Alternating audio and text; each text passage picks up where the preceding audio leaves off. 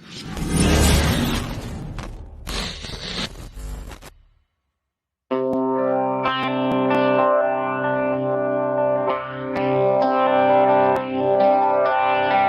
know the supernatural is something that isn't supposed to happen, but it does happen.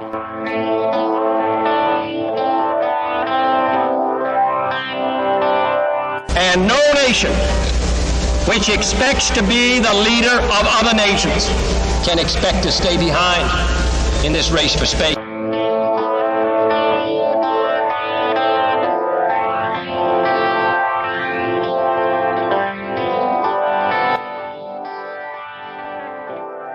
What does it take to convince you that the dead do not always rest in peace?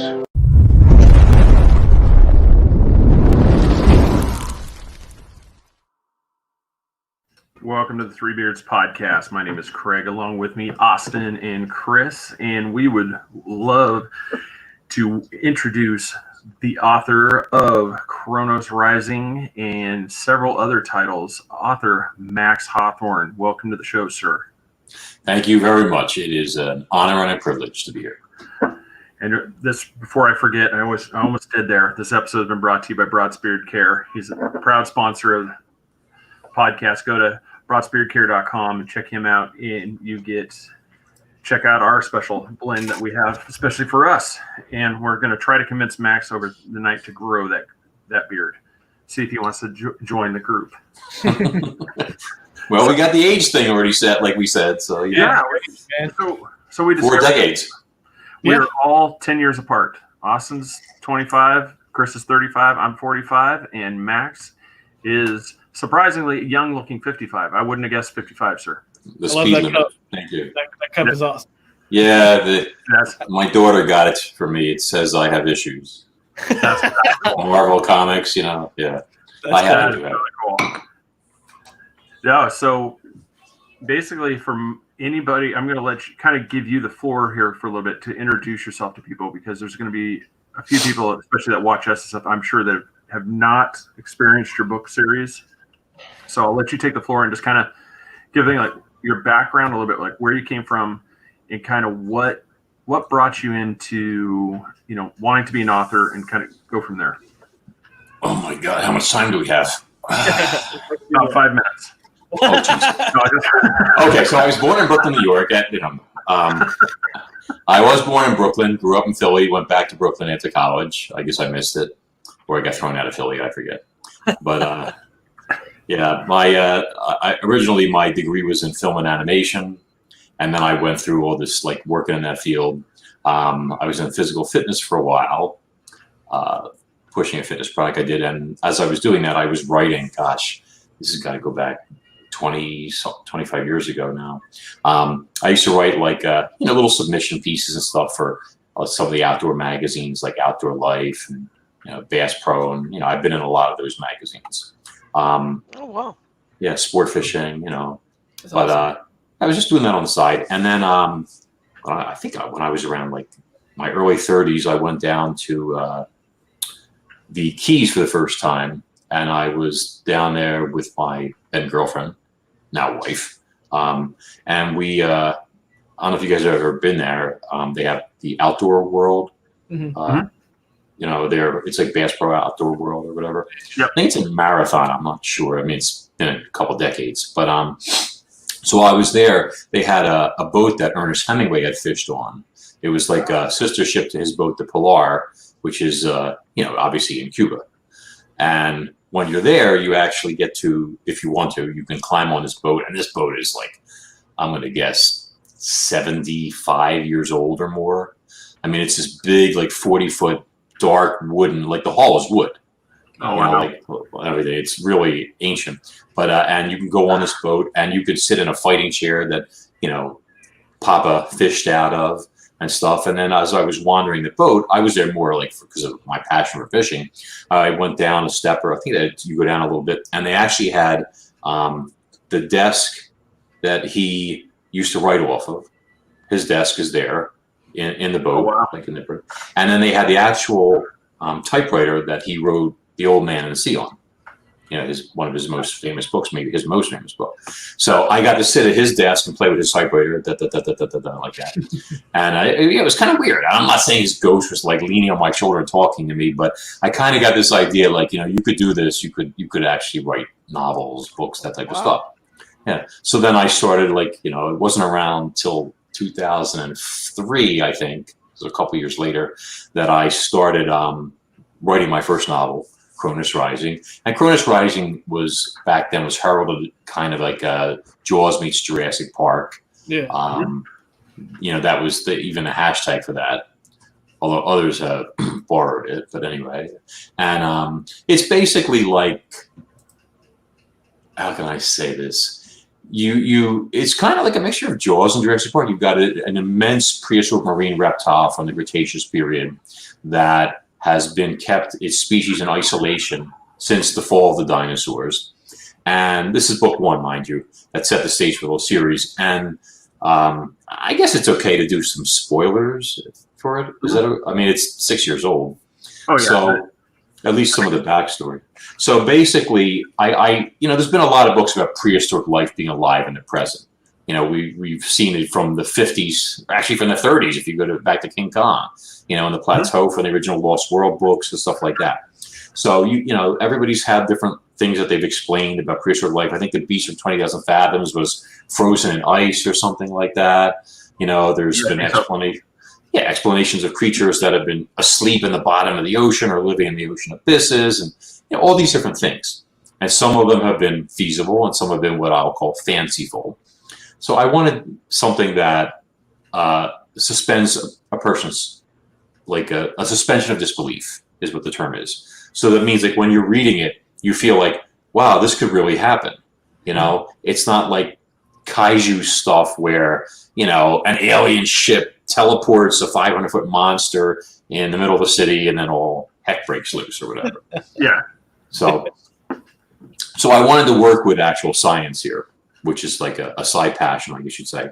So a lot of people know that the asteroid that wiped out the dinosaurs, or the non-avian dinosaurs, since technically birds are dinosaurs, you know, as we know. Mm-hmm. But everything else that was smaller than 50 pounds and all the non-avian dinosaurs was wiped out at the KT event when an asteroid that's estimated from 7 to 9 miles wide smacks into the Yucatan Peninsula, leaves a gigantic crater 100 or more miles across, and hell on Earth ensues.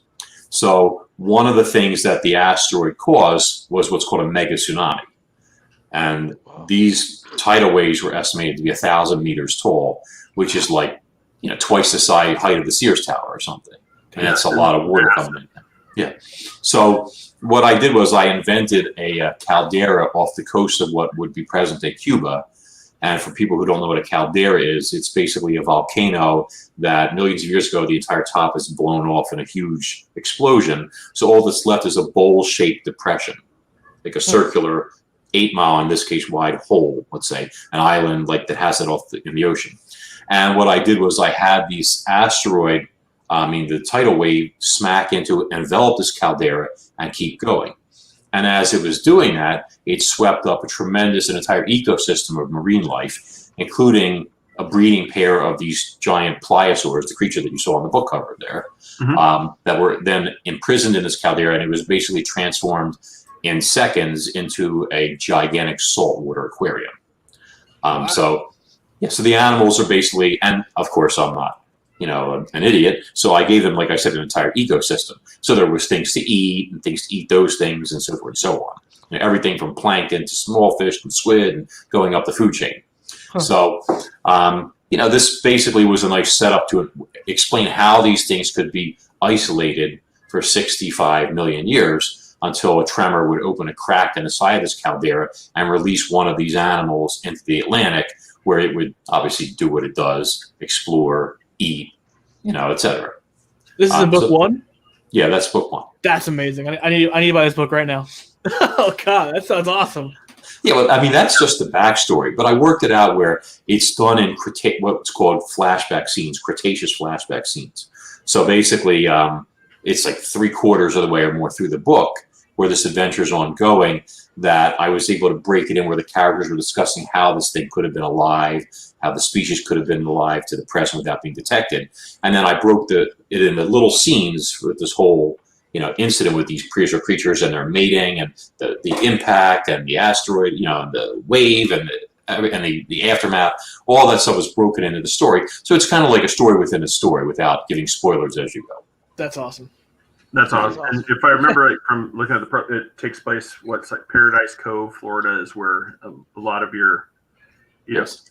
And as it turns out, there is a real Paradise Cove, which I did not know when I wrote this book. So my Paradise Cove is fictional. Any resemblance between living persons, living or dead, is entirely coincidental. Yada, yada, yada. Yeah, exactly. But still, I thought that was pretty cool on that part. It was one of those, just from, I want to talk because I really like the nickname that the AKA the Prince of Paleofiction.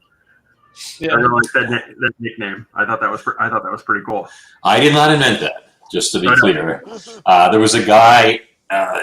His first name is Kenny, who I believe is credited with actually coining the term paleo art, meaning artwork, painting, sculptures, etc., prehistoric life. And when the book first came out, he started calling me the Prince of Paleofiction and, spreading that around in Facebook posts and all this stuff. And next thing I know, in 2016, I was in Fangoria magazine and they had that in there. And, so I just decided, okay, fine. That's me. Yay! I'll run with it. Yeah. Awesome. Just to kind of get, puff you up there too, it's just that you were given, kind of that prestigious thing in Amazon with the Prime reading list where that was the top 1,000 books, as Amazon bestows upon, which is pretty impressive with the amount of books that they have on the site. Yeah, they have different. I was stunned, honestly, when I got the email.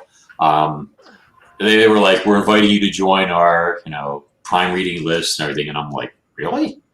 Because you're there with like Harry Potter and The Hobbit and stuff like that. Huge, legendary authors and books and stuff. And I had to read it a couple of times to make sure I wasn't imagining it.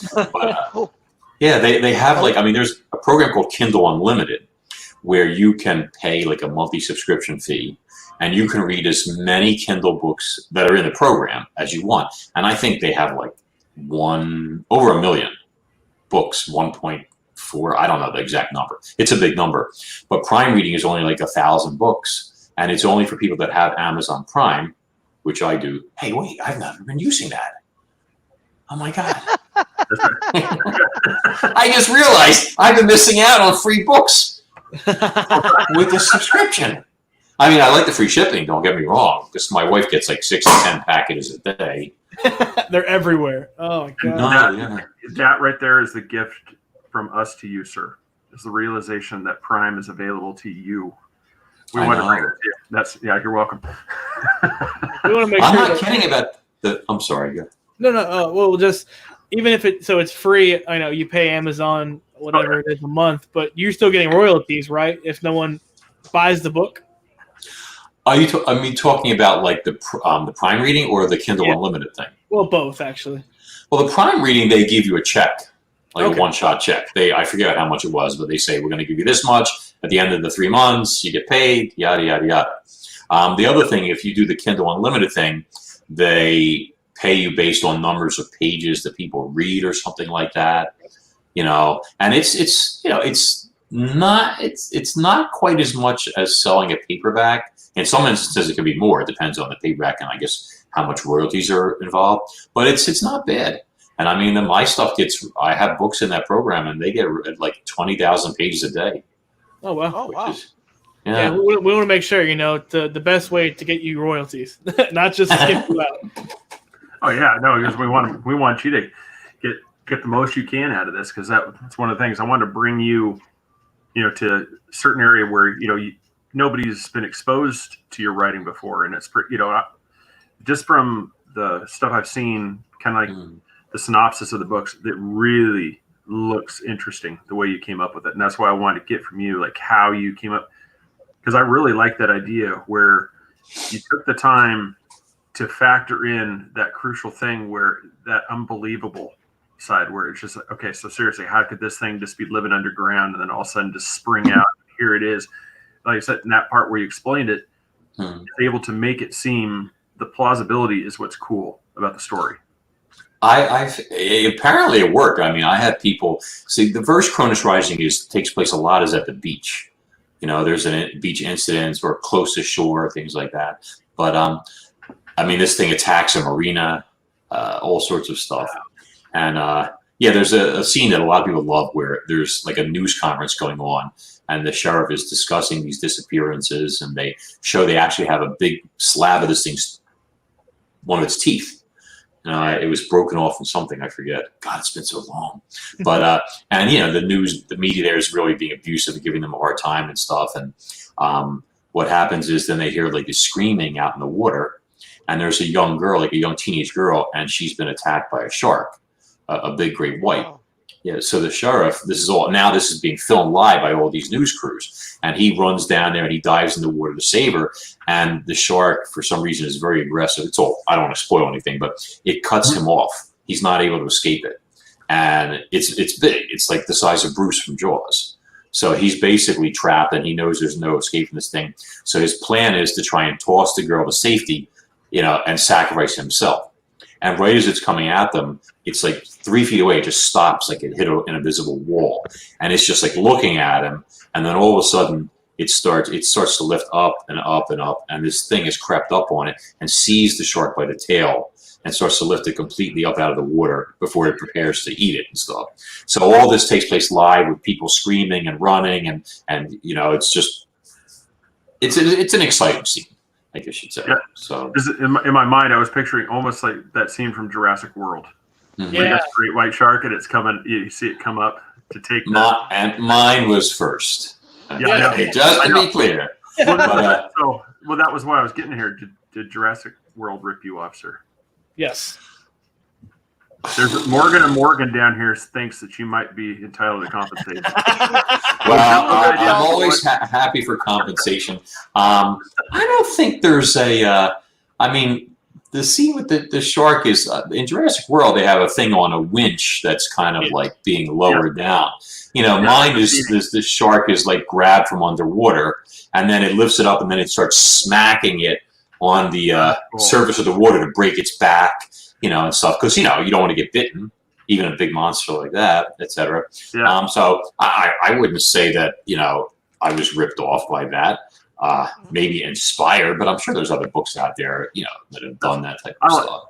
That's awesome. And it's kind of, I've talked to people like reading books, you know, it's my son, you know, I've tried to explain to him, you know, it's not so much as reading, you know, because he's like, it's boring. I'm like, the part I love is you have to sit here and train yourself to almost like create the movie in your mind. And when you get the authors that can describe stuff great, like just like you did, just even saying it, I can picture that scene. I could picture him in the water. I could picture the shark coming up, and then I can see just, you know, that emergence of the creature coming out and that's what's cool. It's because you're sitting, even though you don't have to close your eyes and like picture, you can just, you anticipate it, and it almost makes you want to skip pages to find out what happens. You don't want to, you know, wait. It's like, oh, what happens? And then you're like, no. He took all the time to write this thing. At least read it. Oh, I get them. What my readers, I mean, people have been afraid to go into the water, you know, at the beach after they read, especially the first book. I'm not kidding. I mean, like, I tried pitching Depend undergarments. I wanted them to give me a coupon to put in my book for a free pair of Depend underpants. You know, to say this book is so scary, you need these. You know, and they would be like, you know, free promotion for them. They were like, what? Yeah, I think I was brushed off. But technically, I mean, you can go on their website and get a free sample pair anyway. So, you know, it's all good. But, you know, my writing is very descriptive without being flowery. You know, people have praised my ability to create the visual for them, like you said, like they're seeing it there. You know, I find like there's a lot of publishers like to, you know, cut corners, in my opinion. Okay, they want the least page count possible to maximize profits, and you know, it's a dog eat dog world out there. So you know, profits are everything. I mean, I'm just with a little indie, you know, thing. So, but you know, sometimes that, like, that's at the reader's cost, I guess you'd say. they'll like say, oh, like you don't need to describe all this stuff in detail. The reader will figure that out. They'll imagine it and stuff. And I'm like, no, that's like going to a movie and seeing just like quick cuts and stuff like that without all the visuals to go with it. As a writer, your job is to create the visual for your reader. You want them to be swept away. You want them to, feel like they're seeing it like through a window right in front of them, and be worried that action's going to break through that window and end up in their laps. And if you can do that, then you've done a good job. And then you have people like yourself. And we're going to give them a plug there too. Far from the Tree Press. So give or take what you said to maximize profit, but if you're writing a quality book, like you said, and more people read your book, you eventually catch up with that maximizing profit thing. You just don't make it like most authors. Because if you don't describe the story to me, I'll look at your book, I'll be like, okay, it's garbage. But if you describe it and got me thinking it's a movie and I'm reading and I'm like, dude, I got to go to the next page. I don't want to go to sleep right now. And that sounds like really what you do. So I'm going to order the books too. Thank you. It's you just have to, you got to do the work. Like my editor was complaining the other day, like he buys, he loves the genre that I write in. So my genre would basically be, I guess technically cryptids. So people who like the idea of something unknown or prehistoric being alive in the present would obviously like the books. I haven't done a Bigfoot book yet. But so he was saying that he reads some of these books in the genre, like sea monster stories, things like that, prehistoric stuff, and a lot of these writers they don't describe the characters even. Oh, he's 30 years old with black hair. Okay. See, like you just said, when you describe the characters, you spent maybe a minute describing the first little part of the sheriff jumping in the water, and I already have a movie plot in my head. I'm picturing the sheriff in the water with a shark, and you didn't even describe anything. I was like, damn, that was amazing. It's incredible. Thank you. But you need to know like who these people are. George R.R. Martin is phenomenal. Yeah. Oh, yeah. Two things. Killing characters that you love, which I've been accused of, by the way. They have memes about me, okay? Oh, yeah. The look on your face when Max Hawthorne kills your favorite character. And I'm like, great. Yeah, I'm not kidding. There's hundreds of them out there. But, and also bringing characters to life. When you read his open description of a character, which will be a paragraph or something like or two, you know this person already. You can tell their expressions, the way they move, their mannerisms almost. It's magical. So you want to do something like that so that people can relate. Because like Charzel was saying, if you can't relate to the story or the characters, you don't care. You'll be like, you throw the book away.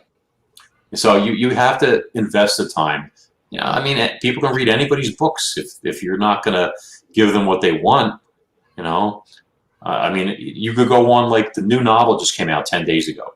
And if you look on the reviews that are on there right now, and you read the very flattering things people say. I don't know I deserve that kind of praise, but, that's up to them. But if you read what they say about the book, except for one jerk, yeah, I'm looking at you, buddy. You know who you are. Let me just scratch my nose here. But anyway, it's very flattering. So I'm happy, and I also feel like now I feel pressured to write another book in the series because almost every review on there says, please don't tell me this is the last one. Please tell me there's another book coming. Please. One guy writes, pretty please, Max, like this in their review. And I'm like, ugh. No, So it's kind of a stupid question, probably. So Kronos Rising. Kronos is the monster, per se, the prehistoric monster? Well, it was like sort of like a combo play on words. Kronos technically is in Greek mythology and also Roman, is the god of time. Okay. And also he was the ruler of the Titans who existed before the gods of Olympus. So he's Zeus's father in Greek mythology and the god of time. So there's an animal, a prehistoric marine reptile called a Kronosaurus, which means god of time reptile. Mm-hmm. And so that's a subspecies of that I invented, honestly, for the story, is the monster that's, at least in the first book. There's other creatures that come into play as the series progresses, and so it's sort of like both, So Kronos is almost like the god of time rising back up, the creature rising up from the depths, obviously, like you can see in the visual there on the cover, and also obviously the name of the monster itself. I really like the cover art, especially for the pre, like the prologue, or prelogue, the Diablo, the first one. The one that Amazon doesn't consider part of the series. Yeah. We talked about that beforehand. Go ahead, Craig. There's a couple of variations on this one. That's one right there. There's another one where the eyes are a little more, they're more faint. I like this one where it has more of the creature look behind the volcano. Well, that was an upgraded cover, because the first cover that was done, this book came out, the first book came out in 2014. The second book didn't come out until 2016. And then they were dogging me for another novel. And these are big books. I mean, some of them are 195,000 words. You don't write that in a week. So, I put out like the novella and a novelette to try and buy myself some time, honestly. Here's the what happened before the monster escaped in book 1. So that was Diablo, and then the plague book is what happens between books 1 and book 2. But when Diablo first came out, they just slapped together some sort of like cover and they just put it out there, and it sold like hotcakes, because people wanted to see what was in Diablo Caldera. Were there dinosaurs? Were there people? What else was in there? It was like a little miniature, trip to the, that plateau from the original Lost World book. From, was it? I don't know if that was Jules Verne that wrote that or somebody else. It's a long time ago. I can look that up real quick. I'm not sure. That's real quick though. So you said Plague and Diablo are like pre and prologues. Obviously you see volume 1, 2, and 3. You start with Kronos Rising, obviously. Then where do you go from there? Do you go to Kraken volume 1, or how would you read this? You can read them in the order that you see right there, and that will work fine. You don't want to read Diablo first because it's spoilers then. Okay. It's the history of the monster that's in the first book and where it came from, how it survived, a lot of stuff. It's a great story. It's nonstop suspense and a fight for survival. It's only like 50 pages long or something like that. But you want to read it after book 1. Anytime after book 1 is fine, because you'll be like, oh, so this and this and this. And Plague, even if you read Kraken 1 first, it doesn't really take away. Then it would be almost like flashback stuff. But Plague kind of bridges the gap between book 1 and the Kraken book, because there's a 30-year span there that takes place. So the Kraken series is 30 years in the future. Now, not quite, now 25, because it's the year 2045 in the story. Which, by the way, was great, because you're not just creating a whole world for yourself like you do when you create any novel. You got to create characters and all sorts of stuff. Yeah. When you're doing a futuristic thing, you can really, I alter the ecology of the seas, the economy of the planet. All sorts of stuff, new weapons, new characters, obviously new monsters, new bad guys. Yeah, so it looks like the first kind of foray into that was by Jules Verne in the Hollow Earth novel Simsonia. Was when he did that, and then Lost World was by Sir Arthur Conan Doyle. Yeah, they came out with that, but he came out. So you were correct. It was. Jules Verne was the one that kind of created the genre, and then Sir Arthur Conan Doyle was the one that did the Lost World that kind of expanded upon that and kind of grew out from there. Yeah, if we're talking marine stuff, the like Jaws, that the original progenitor for that. Really, horror stuff goes back to the ancient Greeks. The whole monster on the loose thing. It's called Monster in the House in the movies. There's a monster in the house. Even the first Jurassic Park, movie is a horror movie. Think about it. You're trapped on this island. There's dinosaurs, and they're going to get you, and you're trying to stay alive.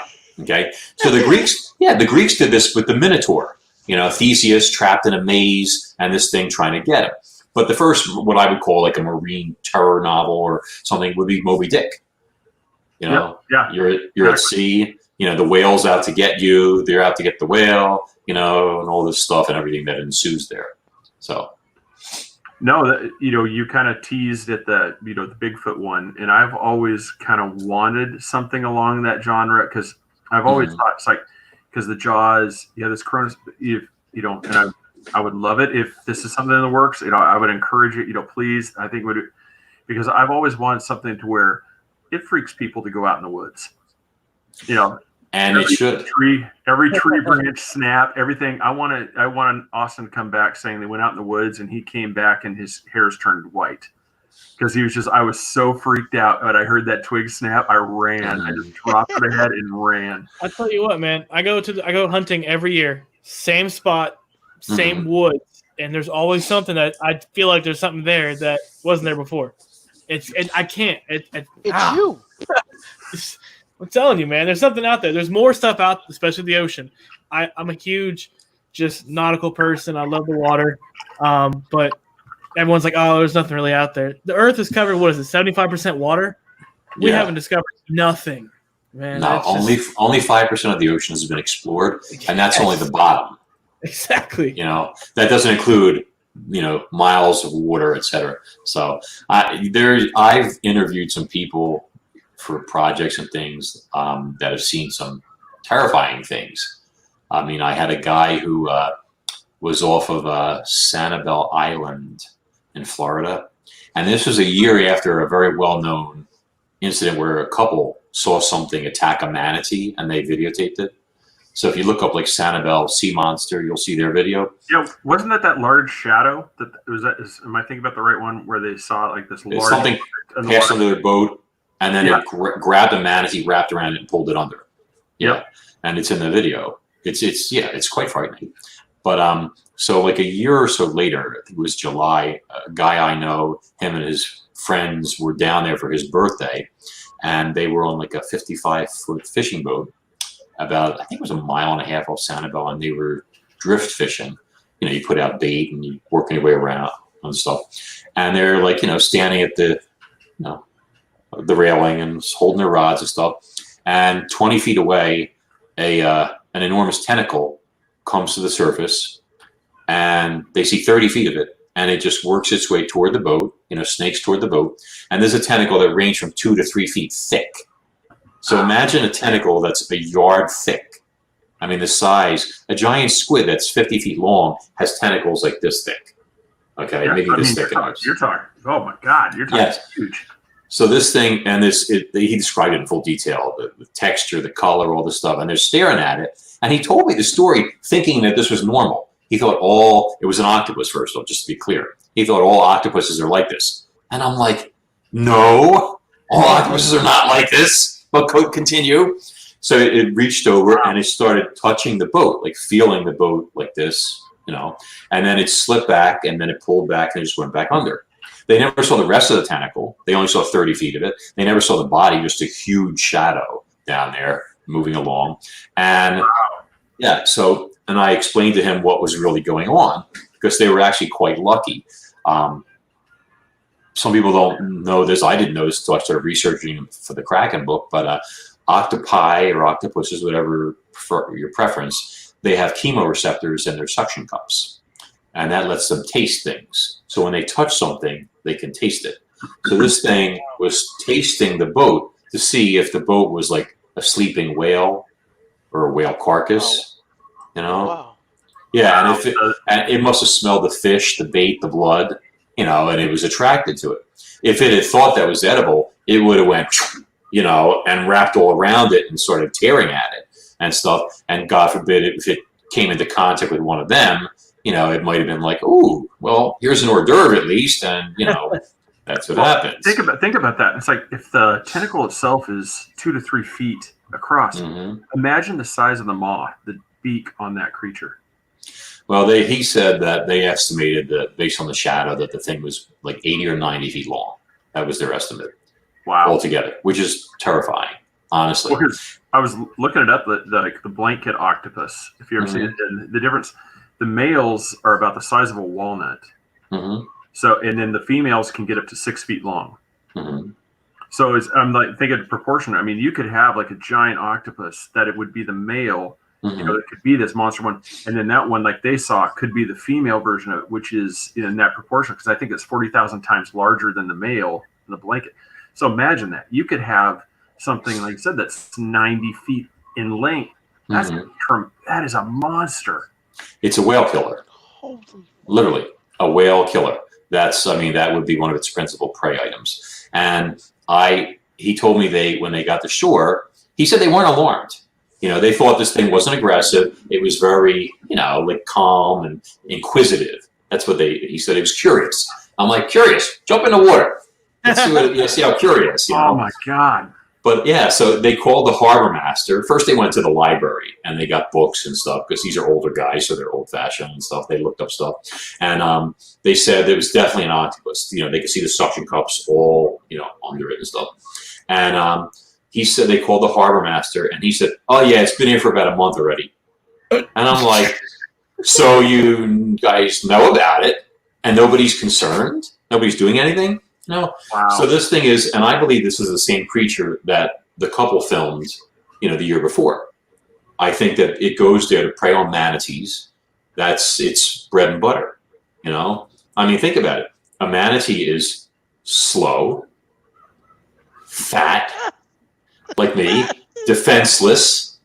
It's like a quarter pound of cheese that weighs 1,000 pounds. It's the perfect meal for an animal like that. So and these potatoes. Yeah, these things are creatures of habit. They're intelligent. It's going to go there. It's going to. So if this is true, that means like what else is it eating? I mean, have swimmers and surfers disappeared and been written off as drownings? I mean, it's a kind of a scary thought. Yeah, because I was looking at this and the same thing. A giant Pacific octopus can get up to about 30 feet across. That's it. Be about 600 pounds. So I mean. Across, but they said 80 feet long. So this is tiny compared to what they saw. I mean, that is, wow, that's crazy. When I wrote the first of the Kraken books there, I introduced an octopus, actually even a little bigger than what these guys saw. But I mean, if what they saw was accurate, and I have no reason to believe they're pulling my leg between that footage from this couple, whom I spoke to, by the way, a day or two ago, just so you know, the Carlins that filmed that thing. And I got a lot of new information from them, but and other stuff, but very nice couple, I find that awesome. And they said they'll never go in the water again down there. Really? Never go in the water. Wow. Yeah. I mean, it's bad enough with the sharks and everything else down in Florida, but I mean, this thing is like the predator of predators. So when I was, I brought a species of octopus based on the legendary Octopus gigantus into the books as another villain, for the Kraken series, hence the name Kronos Rising Kraken, the title, sorry. And once again, just like with the whole thing with the caldera, which is called Diablo caldera. Oh, and we go back to that in the, let me record it. But anyway, I like it. Let's skip that. I'm so ready to read the books. I wanted to create once again a realistic explanation for why these huge octopuses existed, where they were, and why all of a sudden they're becoming a problem. So everybody knows what a sperm whale is, right? Mm-hmm. Yep. And sperm whales eat squid, and octopuses, giant squid, even colossal squid. They're big, they're huge. I mean, some of them the size of bigger than a bus. They swim deep down into the dark, thousands of feet down, holding their breath. Respect to the sperm whales, for doing all this. Imagine you're being crushed by water pressure in the blackness, freezing, while holding your breath, looking for something that might want to eat you, for your dinner. So, and I theorized, well, what if there's something else down there? I mean, there's like a theory about an octopus from the Triassic period, they call the Triassic Kraken, that was supposed to feed on marine reptiles the size of whales. They found like the bones and stuff of these things with their necks snapped and ribs crushed and all sorts of stuff. So what if these things are still down there? Maybe sometimes when a sperm whale goes down looking for dinner, he doesn't come back, because there's something else down there. And these things live in the deep waters of the abyss. and they wait, and their prey are sperm whales. They feed on the whales. So now you'll go fast forward to the present, and we have so many whales, their populations have been reduced by whaling. Slaughtered so many of them. So these things are hungry. They don't have a lot of food down there. Okay. And then I introduced these pliosaurs of mine that have multiplied since the end of book 1, and they're everywhere. When I said I altered the ecology of the oceans, it was these things exploding in terms of populations. There were no whales to keep them in check. We've killed so many of the sharks who are thinning ships. We, meaning not us, but Yeah. And so their populations exploded. So you got pliosaurs everywhere, and they're hunting whales too. So now these giant octopuses down there, they got nothing to eat, and they got to look for food. So they start coming up, and they start looking for some alternative sources of nourishment. And then I have an incident in the first book where there is a big schooner called a rorqual, which was an interesting choice of a name because a rorqual is a type of baleen whale. That's cool. Yeah. So the two of these things mistake the rorqual for a whale, and they attack it. And they find the people, and they start learning to eat people. And now they are a problem. See? So, putting this whole thing together in terms of why these things might exist, where they live, and they're rarely seen, and why they're coming to the surface now, I put all that together as part of this whole Kronos universe, just to make it more plausible. Yeah. That makes sense. That's cool. I was while you were explaining that, I was just thinking, because you have all through history, you always have the stories of the Kraken. Marine sailors, have always told, could it be this octopus? And then, because there's always the stories like it would attack ships. And I was wondering, because wooden vessels, do you think, especially with the tentacles, they're tasting? Do you think that because that wood would retain flavor, that maybe like fish and other stuff that they'd bring onto the ship, that octopus would sense that and would think that it was some sort of food, and that's when it would attack? Well, there's a Kraken attack. There's two things that go along with what you're saying. And the first thing is that sailing ships don't have motors. They're not noisy. Yep. They creak a little, whatever, and stuff like that. But they don't have a big giant props churning up the water, thunderous noise, cavitation, or anything like that, which I believe keeps a lot of creatures that we would normally see at a distance. I mean, a couple of years ago, a guy in a trimaran was in a yacht race, and his boat, I think it was 90 feet long, was attacked by a giant squid, a big squid with tentacles as thick as his thighs, and it stopped his boat. It hit it by mistake. I think it thought it was a whale, and then it let go. But he was looking through the porthole at it, and he saw it, and he said the arms were as thick as my legs. It was all over. Yeah, so good thing to be below decks and not up there at the moment. Stuff. Oh yeah. So, but another thing is a lot of these old ships. I mean, some of them are whalers. So if you're a whaling ship, you're exuding whale blood and blubber and smells and skin fragments, and you're just chumming the water. You're asking for it, Yep. If these things eat whales, then you're just like, it's like, eat at Joe's, eat at Joe's. Exactly. Like somebody holding a big plate of fried chicken toward me with a fan and blowing it in my face or something like that, Yeah. But, I'm hungry now. I haven't had dinner yet. But anyway, but even without the whaling, I mean, you're right. These ships, they toss garbage overboard, rotting food, all sorts of stuff like that. Not exactly sanitary, human excrement, sorry to say, but all this stuff, you never know what you're going to bring to the surface. I mean, just like I said, Demetrius's guy and his friends were sitting in a 55-foot boat, no motor on, but just sitting there, and something came up and said, "Oh, are you edible?" And if it was pushing it, it really wanted to see if it was a whale. And if it had thought it was, I mean, it would have got ugly real quick. It would have been all over that thing, just like a scene. It's literally a scene from my novel, And you guys, when you read that scene with the rorqual and the attack on it, and everything, that by itself could be a little novelette. It's start to finish. It's a whole story, but it's good stuff. I actually went on in Philadelphia. There's a sailing ship they have. I can't remember the name of it. But when I was doing book research, I went into Philly and I went on the boat and all this stuff, and I was fooling around. Taking notes, guys. Yeah, I'm like, the whole time I'm like, oh, I can't wait. I'm looking at Amazon right now, seeing that the next available day the book can come is next Saturday. Speaking of that, you talked about Diablo being a prologue. Apparently, I've scoured Barnes and Noble and Amazon. The only way to read Diablo is a Kindle or audiobook. Why do they have a paperback? Well, it's in Plague. What happened? Sorry. It's in Plague. Okay. So it says when you buy Plague, Diablo comes as a bonus because it's too small to be printed. The story is only 50 pages long, and Plague, I think, was only like 80 or 90 pages, the whole story. So together you get, decent enough thing to make it a small book.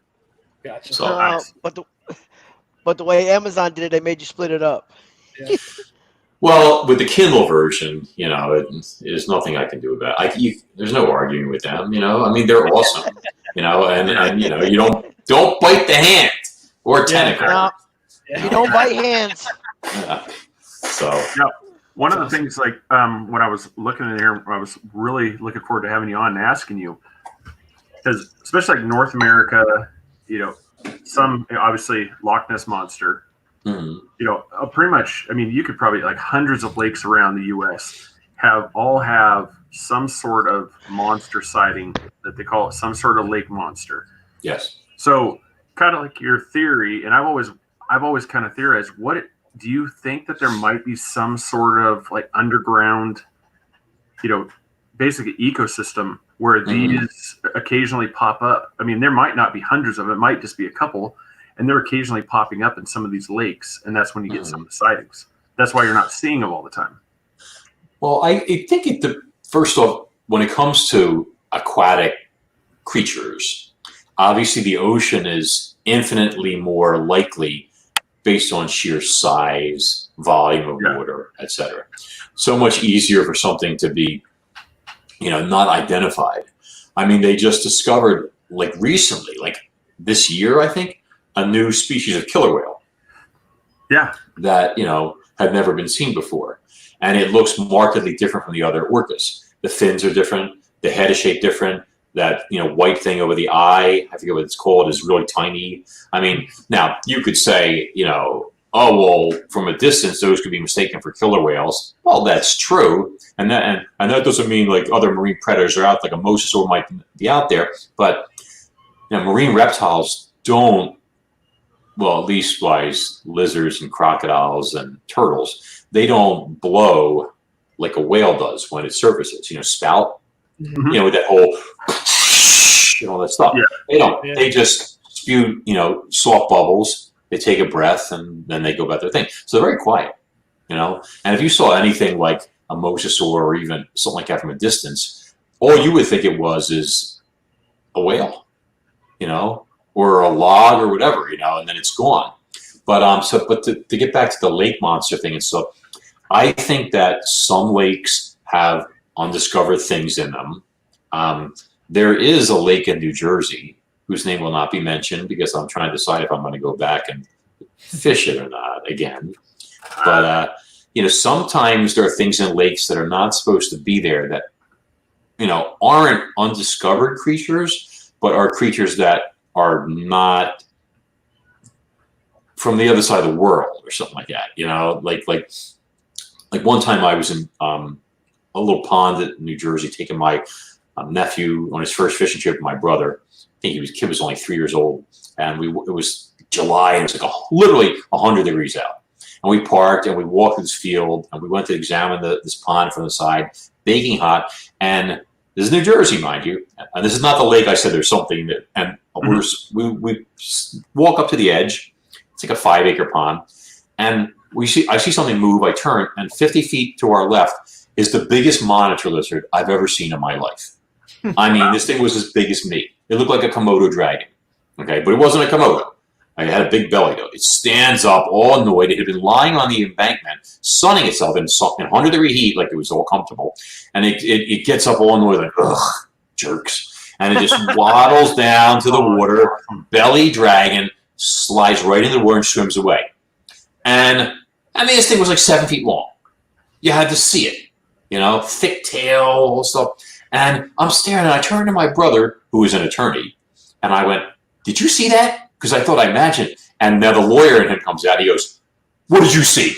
Like that, like I'm on the stand or something like that. I'm like, "F you." I'm like, I went, "A big lizard." And he goes, right? He goes, "What was that, an alligator?" And I said, "No." He goes, "It looked like a Komodo dragon." I'm like, And so somebody obviously had this thing as a pet, and it either escaped or they threw it out of the house, and it set up shop in this pond, and the pond is loaded with carp and big catfish and ducks and geese and all sorts of stuff. It's got a, huge food supply, but it was a big lizard, and then he goes, "All right, let's go to the truck and get all the fishing stuff." He goes, and he's going to leave his little son standing. I'm like, wait, there's a man-eating lizard.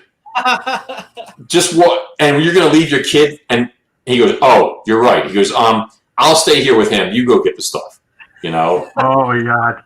Like, what was he thinking? I mean, seriously. So my point is, though, there's a lake in New Jersey that it has, I believe that someone who had tropical fish in their house, like snakeheads, that type of stuff, okay, dumped their stuff in this lake, okay?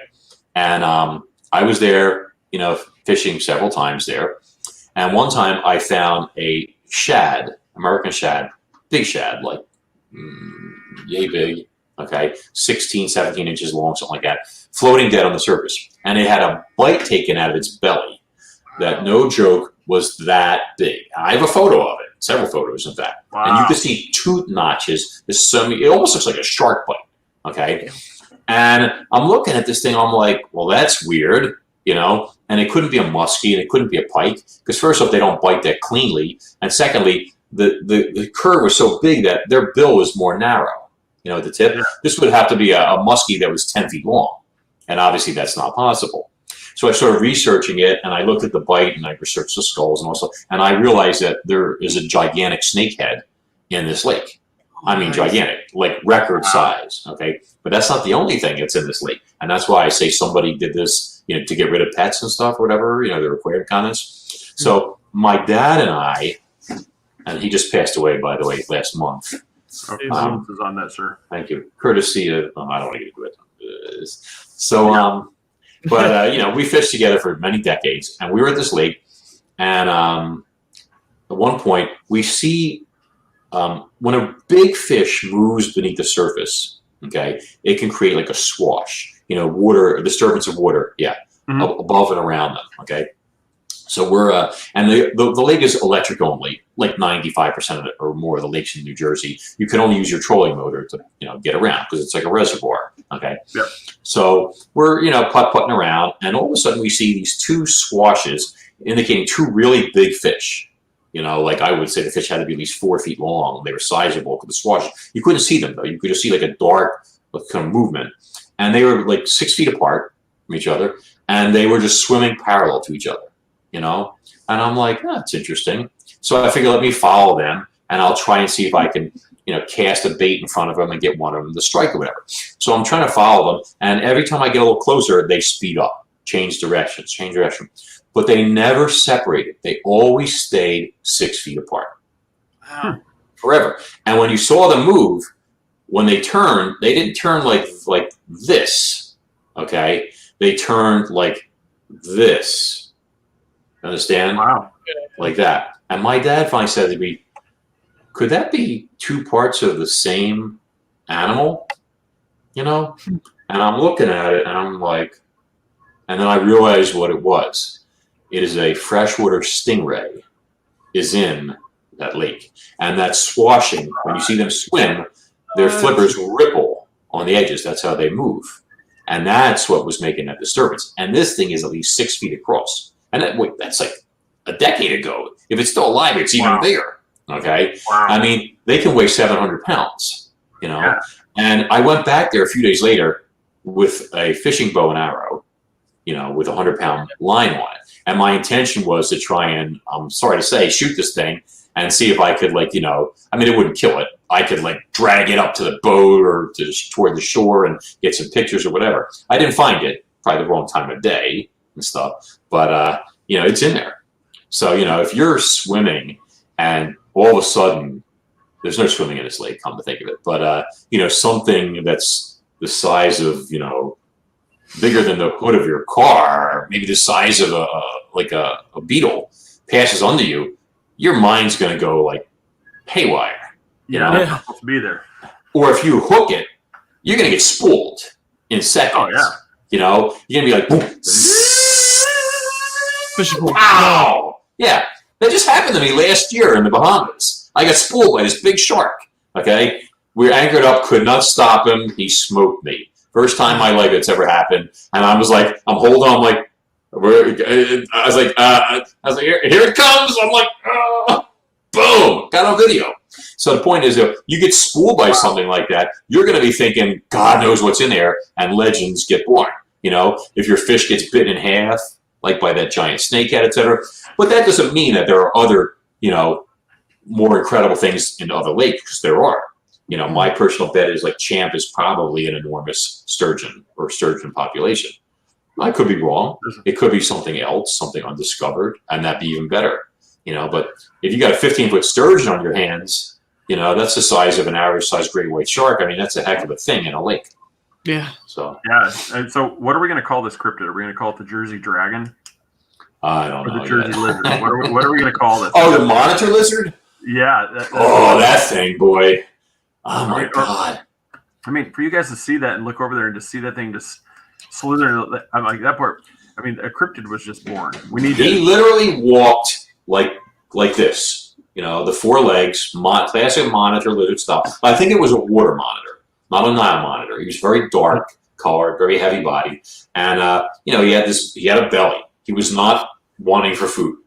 Seriously, he was a fat, well-fed lizard. Okay. Wow. And because in the wild they have to worry about crocodiles and stuff. This thing has no predators there. I mean, there are snapping turtles in this pond that weigh 40, 50 pounds, but I don't even think a snapping turtle would mess with a lizard that size. But I mean, I do remember being there one time and a duck suddenly went like and got pulled under, and I thought it was a turtle. Maybe it wasn't. Maybe it was the monitor lizard. The Jersey monitor, the Jersey lizard devil. Yeah, you can call it whatever you want. Okay, I just know that I was just a little stunned that my brother was going to leave his 3-year-old kid standing there at the edge of the shore, where a giant carnivorous lizard just walked away in front of us. With the Jersey dragon just right there. Yeah. How good of a dad can you be to do that? Let me know when you go fishing in this secret lake, and I'll be right there with you. We'll tag team this thing. We'll get it in the boat. It would take. I mean, this thing will be. My boat, first of all, is just a 15-foot V-hull aluminum boat. It's super, souped up for fishing and stuff. But it's what will fit in the garage. But this thing will be towing us all over the lake. I mean, because I would not. You can't hook a fish like that with regular tackle. You need big game tackle. I got to bring like a shark rod or something. And when that happens, the boat is going for a ride. I mean, I'm picturing, us leaving the boat ramp with this shark reel, shark pole. People are like, "What are you doing? Don't worry about it." Yeah, exactly. Oh, it's just a photo shoot type thing. Don't worry. Yeah, just publicity stunt. Don't. Yeah. Oh, that'd be great. And you've got a whole new trolling motor why it takes you around the lake. You're like, I'm telling you. Going? Yeah, I mean, like my boat. A boat. This isn't my boat. Most freshwater boats could be towed by a 25-pound cork. You could hook in 600 pounds of pissed off stingray. You're in for a ride. I mean, you're in the back of a boat. Yeah, you'd be there dusk till dawn and the next day, and hoping this thing's going to get tired, and and when he does get tired, he's going to sit on the bottom, and then you're going to try and winch him up. I mean, like, didn't one of those guys? I don't know if it was Jeremy Wade or one of those guys. He like ripped his forearm muscle fighting this thing. Yeah. One of them in Thailand or something like that, if I recall. Yeah, I wouldn't that's my dream job, man. I want to do it. I want to do like he does and just go across the world. You may not find the mythical legend, but you're fighting some amazing fish. I mean, geez. The biggest catfish I saw he caught, my God, man. Yeah, I know the former world record holder from Texas, Cody. He caught a 120-something pound blue cat, but the record's gone up since then. I think it's like a buck 45 now or something like that. You know, they just keep getting bigger and bigger and bigger. And monster cats, now that's something that we may have in some of our lakes and stuff and rivers that are ridiculously big. Oh yeah, like, big enough to eat like a small person or maybe even a big person. You know, wow, that would be. I would not. I mean, I've spoken to divers, like repair guys that worked on pilings and stuff like that, like in Philadelphia and stuff, and they were like, "I'm not going back down there. There's fish down there bigger than me," and all this. They would be scared. Yeah. You know, something big comes up and starts looking at you. You know, don't ever let me. I catch Goliath groupers. Jewfish they used to call them. Okay, yeah. And I the biggest one I've landed is at least 400 pounds. And there's pictures, on, I don't know if it's on Facebook or what, but you could Google me and Goliath grouper or whatever. But and I was able to. Well, I couldn't pick it up fully. I managed to get it by the jaw and get like half of it up off the ground. For a picture. Nobody would help me. The cowards are afraid, whatever. Before releasing the fish. But I lost an 8-footer that weighed 600 pounds right next to the boat. These things are gigantic, and they get much bigger than that. So people say like, "Oh yeah, they're so curious," when you're swimming, like snorkeling or scuba diving, and a big grouper comes up to you and they're looking at you. I tell people, the groupers swallow their prey whole. They don't have shearing teeth like a shark does to take chunks out. Okay, so it's like a bass. You guys, largemouth bass, they've got to fit. Yep. So when a grouper comes up to you, he's not curious. That's a little one. That's only like an 80 pound fish or 70. I don't even know. But when a big grouper comes up to a diver, in my opinion, the fish is measuring you. He's looking and he's like, is he gonna fit? And if it thinks you're gonna fit, it's gonna try. Yeah. I mean, people have been grabbed.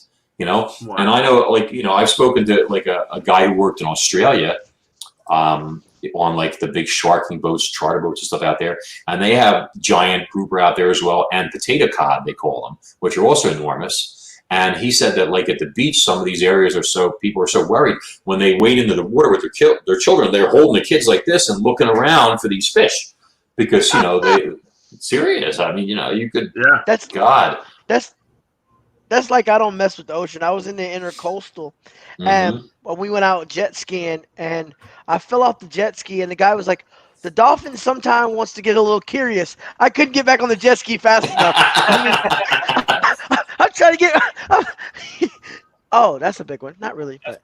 That's about $1.50. No, that's not the big ones. Wow, can't wait to go. The biggest one I held for the camera, you could see like its head. You could literally put a basketball in its mouth with no problem.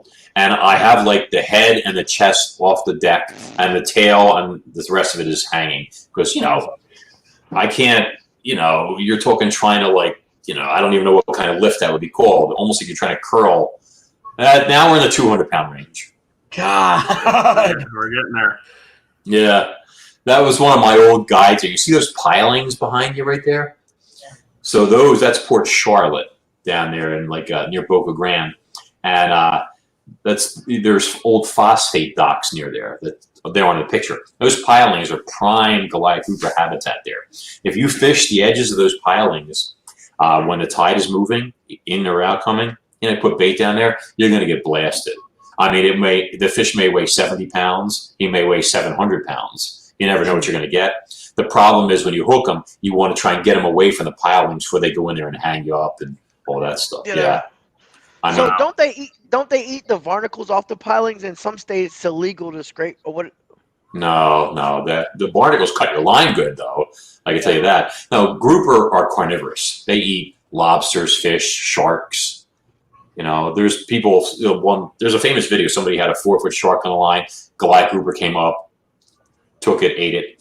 Oh yeah, you can look at videos all day long. It's amazing. Yeah, but that's an ambush point for them. They sit there at the edges of the pilings in between them, waiting for something to come by, getting pushed or pulled with the tide, and then they just rush out and they cream them. So they eat stingrays too. That's great grouper bait, stingray. So Chris, do not swim around those pylons. No. You. I think go swim at all. He already said doesn't like swimming. The water there is like 40 feet deep to begin with, but I've had them break like snap, like fishing hooks as thick as my pinky, snap the steel in half. No joke. Oh my God. And then one time I had, the big one that I caught, my guy had an unbreakable, guaranteed for life, unbreakable grouper rod. It was custom made with giant guides, roller guides. You had to see this thing. It was a broomstick, and the fish I fought ripped it to pieces. The guides are twisted. It looks like, I don't know what, like a bulldozer ran it over or something like that, So then the next day we had to use his backup rod, which was like a giant tuna rod. And I was using that. And at some point I had what I believe was a small grouper on, like the first picture you showed, and then something ate it, just like swallowed it. And I never saw it. Okay. And it hit me so hard, I got ripped sideways. I hit the poling platform. I almost ended up in the water. I was holding on for dear life. And then you hear this crack and it snaps the rod in half. And the top 2/3 of the rod just like goes flying into the water because it's the guides. It just sails down the line. And this particular guide, he used to use steel cable as leader material. So he had 500-pound test steel cable. I think it was 100 feet of it was the first, part of his backing. And after that, it was 400-pound test mono. So the rod breaks. I'm holding on, trying to stay on the boat. And you hear this shriek as it rips all the steel cable off the spool. It's like that. And as soon as it gets to the monofilament, 400-pound test, it snapped it like nothing. And it was gone. Shit. And the swirl that it left behind was the size of my office. Literally looked like a hippo did. Picture a swirl of water like 13 or 14 feet across, like one like that. And the guy goes, "What the hell was that?" And I went, "I don't know." Yeah, the guy said that, you're like, "Oh, the hell?" That must be one of them giant 800-pounders people say they see, but nobody ever catches. And I was like, "That's exactly what he said to me, and exactly the way he said it." That's great. Yeah, that's funny. Yeah, if you're snapping, oh wow. But if you haven't had dinner. We need to let you go. We said we could talk about this for a while. We need to have you back on, especially as you get closer to either writing that real story, add-on that you need to for Kronos. Like you said, the little side story about the boat. Wait, which story? No, you're talking that could be its own little story. I said so. So when you write that story, but it's there already. It's in the book already. I'm saying it's that thing. You guys should read it though. I think you'll enjoy. I'm going to mention you as soon as I get that. I'll definitely message you as I get to that part on that one. We need to have you back. Yeah, it would be my pleasure. And you can let your listeners know if they go on my website, which you've got pulled up there. There's actually a free books page there on the site, and if they click on that, it lets them know first off if they have Kindle Unlimited that they can read the books for free. Obviously, but there's also free downloadable excerpts from each of the novels and stuff that they can download to their computer and read. It's a chapter or two, something like that, I guess. But it gives them a taste of the writing style, the action scenes. They can test the waters before they decide if they like it or not. That's awesome. That's cool. Well, Max, I really want to appreciate you for coming on. This was a definite pleasure. It's one of those I can sit here and talk to you for a long time, but I don't want to keep. I want to let you. We're going to need to get to bed here soon, but at the same time, I know you need to get something to eat and get back to your family. Thank you so much. I'm sure the story time's coming up. It was a pleasure to have you on, sir. We really enjoyed. Max, sir is my dad, or was. Yeah. Well, thank you. I can at least tell you that out of us three and my sister, she's going to get the books. So you have 4 more readers, obviously, right here. So that's awesome. Yeah, I can't wait. Sarah, she just said, she goes, you're please come back on the show. You're a great storyteller. Thanks, guys. I appreciate it. Have a great night. Yeah, you too. Thanks, sir. Max. Thank you, Max. Appreciate it. And we look forward to seeing some more of those fishing stories, my friend. Yes. All right. Have a great night. You too. Bye. All right. That was fantastic. Well, that was amazing. If I disappear, ask Max. He might know where I went. Yeah. You got ate by a grouper. A grouper would size me, us fat guys up and be like, nah, I might choke. I had to swallow him. Oh, yeah. Awesome, talking those stories, it makes you think about, if you've got that part where there's a grouper that's eating another 120-pound grouper, that's oh my God. Well, it's the same thing, real quick. It's a late show, but I went to the beach for a couple days last week, and I was I love the water. I went about chest deep, kind of just floating there. And I felt like something was there the entire time. It's the ocean. Oh, well. And then someone posted a video of the same day I was there at Ormond, and it was a shark all along the shoreline. I was like, I was right there. And then to see Fox 35 post a video of a woman testing her GoPro out, surfing at New Smyrna, and there was just 3 sharks. She's like, oh, it happens all the time. And I said, that's why I don't go to New Smyrna. Screw that. Too deep for happens me. all the time. No. Yeah, that's. I'm like the little kid. If the water comes past my ankles too much, I'm backing up. I don't do the beach, bro. Me and my girlfriend's little brother saw what we thought was a sandbar, so our goal was to get to the sandbar. We kept swimming and swimming. We turned around. We're like, we're a little too far. Let's turn around. Never found the sandbar. No, wow. It's fun, man. I love it. I can't wait to read the books. I really can't. Yep. So everybody, go check him out. Real quick, you've got that website real handy, don't you, Austin? What was the website? I can look it up real quick. Sure, I think it's chronosrising.com, isn't it? Yeah. It's Kronos. If you just look up Kronos Rising or Max Hawthorne, it's going to pop right up. Like he said, Barnes & Noble, obviously Amazon. Go there. Basically, if you're a traditionalist, you like to feel the book in your hands or Kindle, either way, guys, please go out, show him some support, pick up those books. These, just based off this, I can't wait to get them and read them because we talked about it earlier, but the way he described that scene, it makes me excited to read the book. Dude, that minute, I pictured this entire scene. Like, I never read the book. I just heard him describe the sheriff jumping in the water, and I just imagined everything else. That's a good storyteller, man. I can't wait to read the whole books. That's exactly what you want. And so everybody, please support him, help him out. Thank him for coming on there. He's also got, I can look those up real quick. He has several sites on Facebook, several pages there. You just look up Max Hawthorne, Kronos Rising, and you got tons of those. You can go check those out. Got excerpts, cool pictures, but definitely, Max, thank you so much for coming on. This episode was brought to you by Broad's Beard Care. Amazing beard oil for that bearded person in your life. Nobody wants to snuggle up against steel wool, and it takes a lot of money to pay for the gnomes that he keeps trapped. So you need to buy beard oil, because that's the only way that he can feed all those gnomes that make this beard oil for him. They eat constantly. And if you don't buy beard oil, we switched from saving the gnomes to feeding them. Just want to make sure we're on the same page. Well, that's it. You got to feed them. You got to save them. You don't want them to starve. Save the gnomes. There and get you. Yeah. Oh, shit.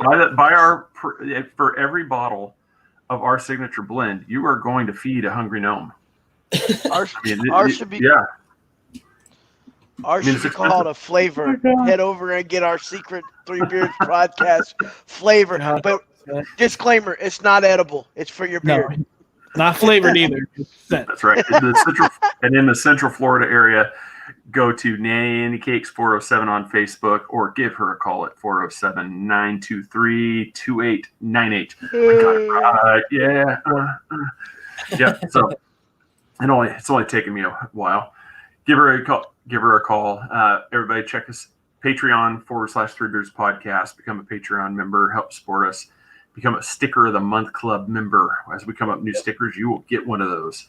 like 20,000 stickers already lined up. So go to YouTube, like that thing, subscribe to that, please, and hit that notification bell so that way you can get notified whenever we have another episode like this wonderful one we just had. But everybody, want to thank you so much. Have a great night. We will see you Sunday. And we're wrapping up our Sunday issues here, so we will be soon just doing Wednesdays, doing MMA, and then our regular podcast. So everybody, thank you for watching. Appreciate it. Have a good night. We will see you later.